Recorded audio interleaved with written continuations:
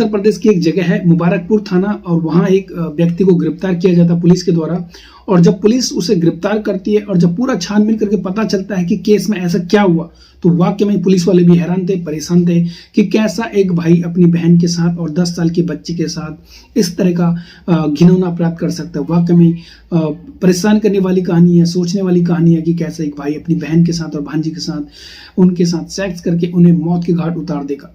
तो वाकई में चौंकाने वाली कहानी थी। नमस्कार, आदाब, सत श्री अकाल दोस्तों। आज की जो मैं सच्ची घटना आपको सुना रहा हूँ, यह घटना है उत्तर प्रदेश का एक जिला पड़ता है आजमगढ़, और वहीं एक थाना पड़ता है मुबारकपुर। दोस्तों, एक व्यक्ति नजीरुद्दीन जो अपनी पत्नी के साथ हरियाणा में आया था, वैसे तो उत्तर प्रदेश का था लेकिन अपनी पत्नी के साथ वो हरियाणा में रहता था। जब हरियाणा में रहता था, लेकिन उसे एक बीमारी थी जिसे कहते हैं सेक्स एडिक्ट, और वो हमेशा अपनी पत्नी के साथ सेक्स एडिक्ट के कारण वो वियाग्रा खाकर यहाँ पर अपनी बीवी के साथ अननेचुरल तरीके से सेक्स करता रहा। ये अक्सर ऐसे ही करता था क्योंकि ये एडिक्ट था, और ये हमेशा जब भी अपनी पत्नी के साथ सेक्स करता ये वियाग्रा खाकर करता, जिससे इसकी बीवी भी परेशान हो जाती थी, क्योंकि जो वियाग्रा था वो कम से कम 1 या 2 घंटे तक यहाँ पर उसका पावर होता है। तो लगातार 1 से 2 घंटे तक ये अपनी बीवी के साथ करता, और जिससे बीवी पहले तो उसने सहा, लेकिन जब वो नहीं सह पाई, वो भी परेशान होती, वो भी रोती चिल्लाती रहती। लेकिन जो पति था वो हवसी था, और वो हवस का इतना प्यासा था कि वो वियाग्रा खाकर अपनी पत्नी को प्यास बुझाता था। और ऐसे ही जब इसकी पत्नी परेशान हो गई तो उसने उसे छोड़ने का निश्चय कर लिया। एक दिन नजीरुद्दीन की पत्नी उसे छोड़कर चली जाती है, और अब यहाँ पर जो नजीरुद्दीन था ये पागल हो जाता है, क्योंकि ये सेक्स का एडिक्ट था और ये वियाग्रा खाकर सेक्स करता था, तो ये रह नहीं पाता था। तब इसने हरियाणा में रहकर जब ये अकेलापन महसूस करा, तब इसने दिल्ली में जाकर, और दिल्ली में बहुत सारे रेड लाइट एरिया है जहाँ पर अपनी प्यास बुझा सकता था, तब इसने ढूंढा और दिल्ली में बहुत जगह इसको मिले। तो ये जब इसकी बीवी मायके चली गई, छोड़ के चली गई, तब इसने नजीरुद्दीन ने क्या करा कि जब जो रेड लाइट एरिया होते हैं वहां पर अपना प्यास बुझाया, अपनी हवस की प्यास बुझाई। ऐसे ही ये करता रहा। लेकिन एक दिन जब इसने बहुत कोशिश की, जब इसकी प्यास इतनी बढ़ गई लेकिन प्यास नहीं बुझाने के लिए कोई नहीं मिला, यानी कोई रेड लाइट एरिया में इसको नहीं मिला, तो ये पागल हो गया। फिर ये उसी रात निकलता है अपनी बहन के घर, और जब बहन के घर जाता है तब वहां से रास्ते में एक शॉप से यहाँ पर कॉन्डोम के साथ साथ यहाँ पर वियाग्रा ले लेता है, जिससे, क्योंकि जब ये सेक्स एडिक्ट था और ये हमेशा जब भी करता अपनी बीवी के साथ, तो ये हमेशा वियाग्रा से करता था, क्योंकि इसको लत लगी हुई थी, और ये लगातार 1 या 2 घंटे तक लगातार करता था। ऐसे ही 24 नवंबर 2019 का मामला दोस्तों। 24 नवंबर 2019 को जब ये अपनी बहन के घर जाता है और वहाँ एक शॉप से, मेडिकल शॉप पर जाता है, वहाँ पर एक जो वियाग्रा है वहाँ गोली लेता है। उसके बाद अपने दीदी के घर पर जाता है, ये उसे पहले खा लेता है, जिससे असर उसे तुरंत नहीं होता, कम से कम 15 से 20 मिनट बाद उसका असर होता है। ये तुरंत घर पहुंचता है शाम को, और उसके बाद जो उसके घर पर जीजा होते हैं, उसकी 2 भांजे होती है और एक भांजा होता है। सबसे पहले घर पहुंचता है और अपना जो जीजा होता है उसको ईंट से मारकर उसे मौत के घाट उतारता है। और उसके बाद जो उसकी अपनी बहन होती है उसे कपड़े में ले जाकर और उसके साथ वहाँ पर कुंडी लगाता है, और अपनी बहन के साथ पहले तो जोर जबरदस्ती करते हैं, और उसके बाद जब बहन चिल्लाती रोती, लेकिन कोई सुनने वाला नहीं था। छोटे 2 बच्चे थे, वो सो रखे थे दूसरे कमरे में।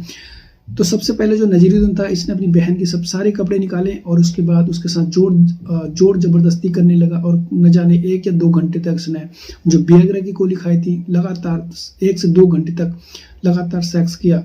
बेचारी रोती रही और गिड़गिड़ाती रही, लेकिन वो पागल था, हवसी था, क्योंकि उसने गोली खाई थी, और उसका जो पावर था वो कम से कम 1 या 2 घंटे तक रहता था।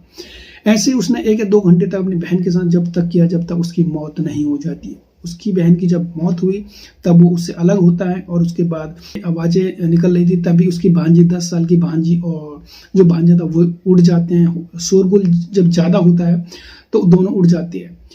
तब वो क्या करता है नजीरुद्दीन, तो अपने भांजे के सर पर ईंट मारता, वो घायल हो जाता है, और उसके बाद जो उसकी छोटी भांजी थी 10 साल की, उसे पकड़ता है और दूसरे कमरे में ले जाता है, वहाँ कुंडी बंद कर देता है। उसके साथ भी जबरदस्ती करता है, और जब उसके सारे कपड़े निकालता है उसका मुंह दबाता है।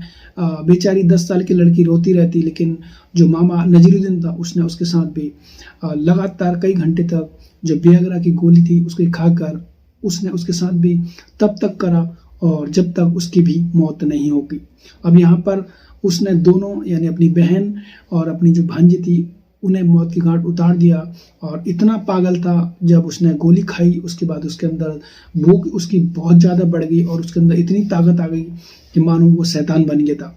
तो उसने उन दोनों के साथ पहले रेप किया और उन्हें मौत की घाट उतारा।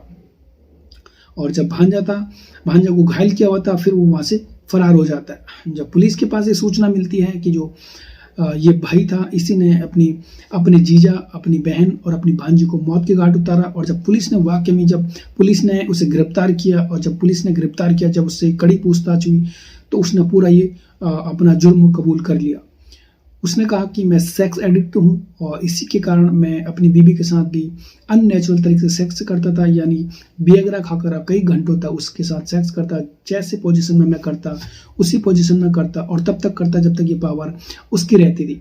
तो इसी के कारण मेरी बीवी तो पहले तो सहती थी, लेकिन जब बाद में वो नहीं सह पाई, नहीं झेल पाई, और उसके बाद वो भी अपने मैके चली गई और मुझे छोड़कर चली गई। फिर एक दिन मैं कुछ दिनों तक तो मैंने ऐसे रेड लाइट एरिया में अपनी हवस, अपनी प्यास बुझाई, लेकिन जब ज़्यादा हो गया, जब मुझे वहाँ नहीं मिला, अपनी बहन के घर आता हूँ और सबसे पहले मैंने जीजा को मारा, उसके बाद अपनी बहन के साथ रेप किया जब तक वो नहीं मरी। उसके बाद जब मेरी बहन मर गई, फिर मैंने अपनी भांजी के साथ किया।